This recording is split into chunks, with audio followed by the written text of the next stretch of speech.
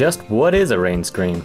Well, it's an exterior wall detail that stands the siding off from the house wrap to create an air gap to allow for drainage and evaporation. I know, very exciting.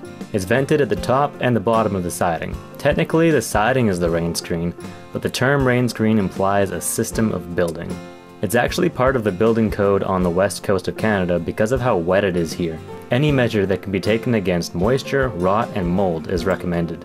The siding is commonly set off from the wall using pressure-treated wooden furring strips of at least 3/8 inch thickness. But plastic furring strips are becoming more popular because they are rot resistant, and that's what we used. Coravent makes a variety of products for this kind of application, and I managed to find a Canadian company that could import them for me. I went with what they call sturdy strips and SV3. The sturdy strips run vertically down the wall over top the studs, and the siding gets nailed through them into the stud. They're mostly hollow inside. The SV3 strips are corrugated in the other direction and have a built-in bug screen. They're used horizontally at the top and bottom of the siding to allow air to freely move along the wall. We also used these for the cedar shakes by cutting them in half and attaching them 6 inches apart where the nails would be hitting.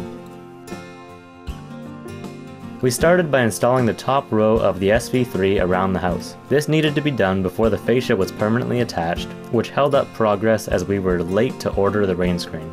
Afterwards, we installed the SV3 along the bottom, then randomly started installing the sturdy strips over top of the studs and around the openings.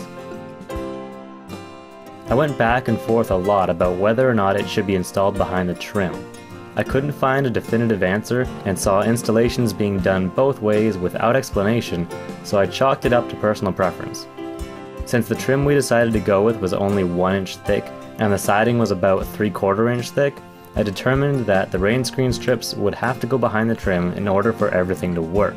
Otherwise, the siding would have stuck out past the trim, which is the opposite of what you want.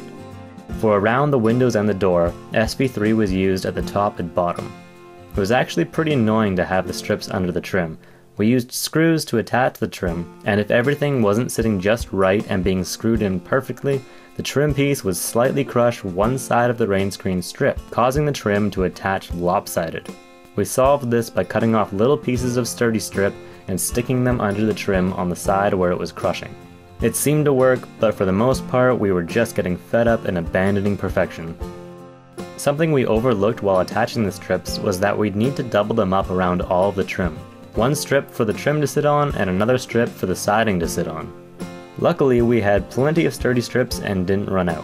They're sold by the carton, and I originally thought we would just barely need more than 1 carton, which forced me to buy 2. Can maybe get footage of how far our trim sticks out past our siding? Bug screen in action. That's everything I could tell you about the rain screen system we used for the build.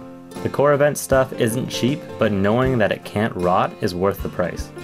It rains a lot where I live, so keeping moisture under control is always a high priority.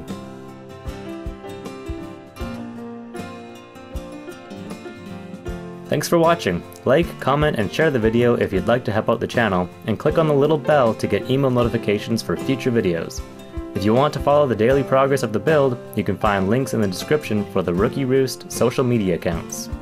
See you next time at the Roost.